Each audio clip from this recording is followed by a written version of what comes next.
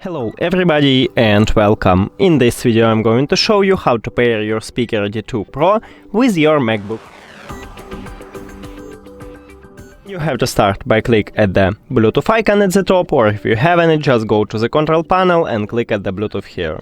Now go to the settings, and then right here at the back side we have this plug. Open it, and here is a power button, so press and hold it to turn on your speaker. Here we go. And now it should enter to pairing mode automatically, so we should see it at the device list. Click connect near to it. And we did it! Thank you for watching this video. If you found it helpful, please consider subscribing to the channel and leave the like on the video. It's really important to us. See you later!